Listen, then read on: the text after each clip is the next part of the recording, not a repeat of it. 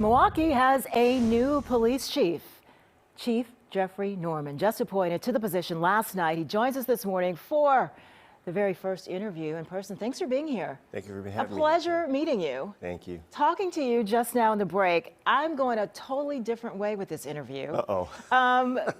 But it's great because I was going to say, after a year, the back and forth, or what, people, and you may have asked yourself, why does anybody want this job? Yes. But you answered that. You are born and raised Milwaukee. Born and raised, lived here all my life, still a resident. Yeah. I love this city. And I don't think we've had a chance to know you, the person, and I'm learning new things. Married? Yes, ma'am. To a physician. She's born and raised in Milwaukee. She's also a longtime resident. Of 20 years? 20 years, yes. 20 Yes, almost 20 years. Yeah. We're creeping up on 20 years, 2 decades, but... You describe her as a loving partner? Absolutely. Very supportive. She is the... You're trying to get me all emotional here, aren't you? Yeah, which I heard last night, and you said you wanted to do this because this is the city that you grew up in, that you love, that this is... Yes, 25 years, this is a capstone. Mm-hmm. Being able to have that ending story of this is where we all aspire to when we have a career in law enforcement. Being able to be at the helm, to set the tone. North Division, model. you know the 53206. Absolutely, yes. North Division High School graduate, UW-Milwaukee College for undergrad. Law degree. Law degree from Marquette Law School. Yes. And a father of 2 teenagers. Yes, ma'am. 2 wonderful teenagers, 15 and 13, One is in the ballerina, another one's a soccer phenom, so. I think it's so important for our viewers to know this, the man who's behind the badge. And so when you are on these crime scenes, Major Harris, the little boy who was found murdered, it's emotional. Absolutely. You're a dad. Absolutely. Being a father, again, being a resident, understanding our children is in need of us. You are torn in regards to, how do you deal with this, being a professional without getting the emotion of being a father and being a proud father. But you do have ownership of, we have to protect our kids, You're a child, 15 years old, soon to be behind the wheel. Yeah. And we talk about the car thefts, the reckless driving. Yes. Your child is going to be out there among the drivers. Yes. Well, that's where we as a community comes in, ensuring that we are giving proper guidance, being a positive influence, understanding that our children should be taught.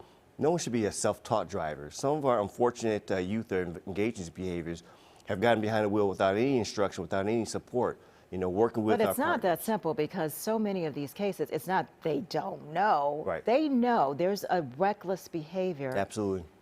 How do you deal with that? What is the Working plan? with partners. I believe that when we have a collaboration working together, I know that like Earl Ingram working with the elders, working with MPS, being a part of the conversation, but also being part of the work. Understand that this is a we, not just an I, in regards to how do we impact some of these, behaviors that we definitely are frustrated with. Mm-hmm. So I know that it's very a challenge, but we're in this and we're going to be in this together. I'm looking for more collaborations, more partnerships, because this is a all hands on deck type of situation. Let's get to the nitty gritty because this is more than just a crime issue. It's a pocketbook issue. I mean, I see there's a stolen cars Facebook group. They are always posting, it's here, it's public. Only mode of transportation for so many people. This is affecting their jobs. They can't go to work because they don't have a car. Right. What is I know you're recovering the cars. Right. What is the arrest rate? Well, I don't know offhand. That's something we can get back to you on that. But I know that, unfortunately, we are seeing multiple arrests of some of the youth. But I don't want to just say it's just the youth. We do have individuals older than that. I know that a lot of our reckless driving, the statistics that we're seeing are between 20 and 30. Mm-hmm. So we do have issues with our youth, but we also have issues with our general populace in regards to that people are not behaving the way that we expect them on our roads. Okay, I'll take that. So what is the message to the department, to the rank and file?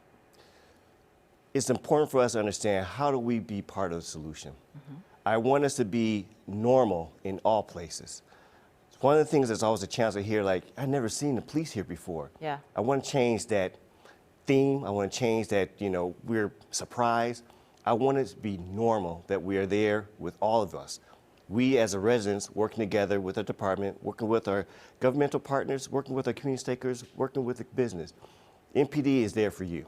My last question, you know, you got emotional talking about the FPC with the unanimous support of your appointment.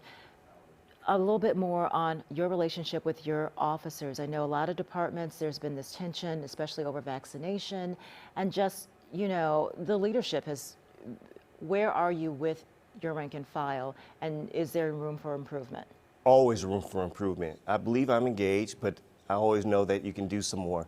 Visiting roll calls, being out there at different scenes, being part of some community engagement, being visible, being supportive.